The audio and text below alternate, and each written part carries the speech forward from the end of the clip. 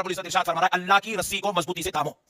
اللہ کی رسی کو زور سے بولو, اللہ کی رسی کو سارے کے سارے مل کر اللہ کی رسی کو مضبوطی سے تھام لو. میں پورے لوگوں کو پوچھ رہا ہوں اللہ کی رسی کیا ہے, کہاں لٹک رہی ہے, کو بتا, میں دیکھنا چاہ رہا ہوں. خدا کی قسم کوئی بھی نہیں بتا سکتا.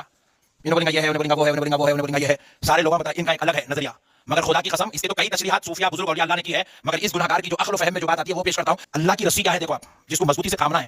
میرا ہاتھ میرے پیر کے ہاتھ میں ہے, میرا ہاتھ پیر کے ہاتھ میں ہے, اور پیر کا ہاتھ ان کے پیر کے ہاتھ میں ہے, اور ان کا ہاتھ ان کے پیر کے ہاتھ میں ہے, ان کا ہاتھ ان کے پیر کے ہاتھ میں. یہ رسی بنتی دیکھو آپ, ایک ایک گھٹی بنتی نہیں, یہ بنتے جائیے. پھر ان کا ہاتھ ان کے پیر کے ہاتھ میں, ان کا ہاتھ ان کے پیر کے ہاتھ میں. سارے پیروں کا ہاتھ پیرانے پیر کے ہاتھ میں ہے, اور پیرانے پیر کا ہاتھ جنید بغدادی کے ہاتھ میں ہے, جنید بغدادی کا ہاتھ سری سختی کے ہاتھ میں ہے, سری سختی کا ہاتھ معروف کرخی کے ہاتھ میں ہے, معروف کرخی کا ہاتھ حضرت حسن بصری کے ہاتھ میں ہے, حسن بصری کا ہاتھ مولا علی کے ہاتھ میں ہے, اور علی کا ہاتھ محمد الرسول اللہ کے ہاتھ میں ہے. اور بات یہیں پہ ختم نہیں ہوئی دوستو, اللہ نے کیا کہا, اللہ کی رسی کو مضبوطی سے تھام لو. اب یہ چین ملتے ملتے ہمارے پیر سے رسول اللہ تک تو پہنچی, مگر بات رسول اللہ پہ ختم نہیں ہوتی. اللہ قرآن پاک میں ارشاد فرماتا ہے ید اللہ فوق ایدیہم, مصطفیٰ کے اور ان کے ہاتھوں پر اللہ کا ہاتھ ہے.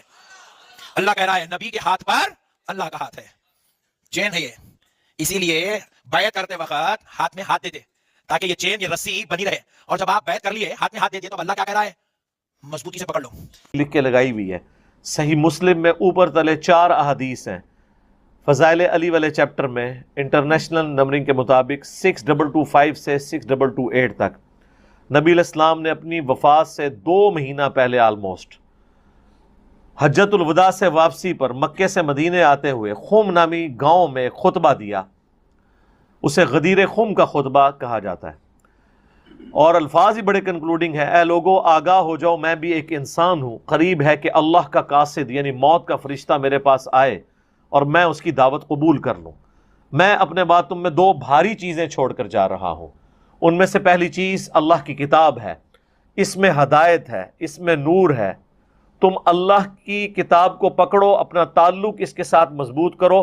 اللہ کی کتاب اللہ کی رسی ہے. وَاعْتَصِمُوا بِحَبْلِ اللَّهِ جَمِيعًا وَلَا تَفَرَّقُوا, جو اسے پکڑے گا ہدایت پر ہوگا, جو چھوڑ دے گا گمراہ ہو جائے گا. تو نبی علیہ السلام نے قرآن کو اللہ کی رسی بتایا. بزرگ بابوں کی محبت, صحابہ کی محبت, اہل بیت کی محبت, اللہ کی محبت اور اس کے ریشے اور پتہ نہیں کیا کیا ایکویشنز, وہ محبتیں اپنی جگہ ہیں,